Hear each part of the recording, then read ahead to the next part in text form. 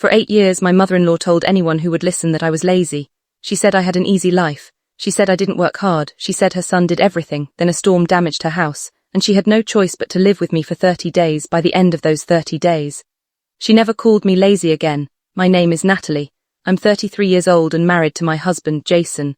For most of our marriage, my mother-in-law, Barbara, had one favorite topic: me. Specifically, how easy my life supposedly was. Whenever relatives visited, she'd say things like, "Natalie is lucky, she gets to stay home." Or back in my day, women actually worked.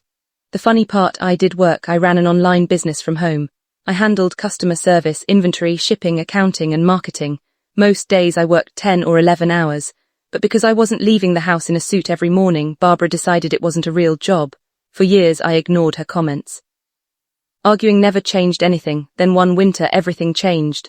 A severe storm hit our town. Barbara's roof suffered major damage. Part of her house became unsafe to live in. Repairs were estimated to take about a month. Jason immediately invited her to stay with us. I agreed. After all, she was family. The first few days were polite. Barbara stayed in our guest room. Everything seemed fine. But by day 4, the comments started again.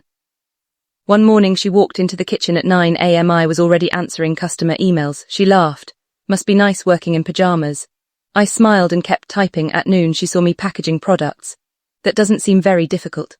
I said nothing. By the second week she had developed a routine. Every day she would quietly observe me, almost like she was waiting to prove something.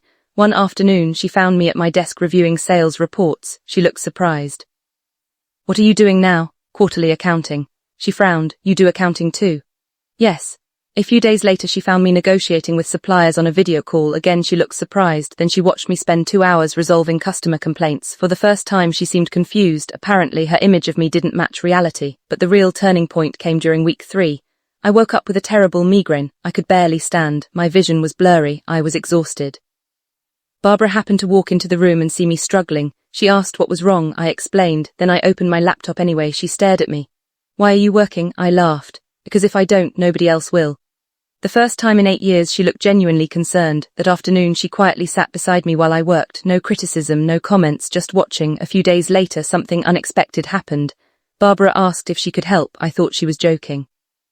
She wasn't. She wanted to understand what I actually did all day. So I showed her inventory management, customer support, advertising campaigns, shipping logistics, financial reports, everything. After 3 hours she leaned back in her chair, completely overwhelmed. "I thought you just sold a few things online." I laughed. "I wish it were that simple." She shook her head. I had no idea. That conversation changed everything. For the first time she stopped assuming. She started asking questions. Real questions, not judgmental ones, curious ones. As the month continued, we talked more than we had in 8 years. One evening she admitted something. When she was younger she had wanted to start her own business, but she never had the chance. Life got busy, money was tight. Then children came along. She quietly gave up the dream. Watching me build a business had reminded her of something she lost. Instead of admitting that, she convinced herself my success wasn't real. Because accepting it was easier than confronting her own regrets. That confession shocked me. For years I thought she simply disliked me. The truth was more complicated. She wasn't angry at me. She was angry at opportunities she never had. A few weeks later her house repairs were finally completed. The day she moved out she hugged me, not a quick polite hug. A real one. Then she handed me a small envelope. Inside was a handwritten note. It said, "I spent 8 years judging work I never bothered to understand. Thank you for being more patient with me than I deserved." A month later we attended a family barbecue. The same relatives who had heard Barbara criticize me for years were there. Someone jokingly asked whether I was still taking it easy at home. Before I could answer, Barbara spoke first. She looked directly at them and said, "Natalie works harder than almost anyone I know." The entire table went silent. Then she smiled at me, and for the first time since I joined the family, I felt completely accepted.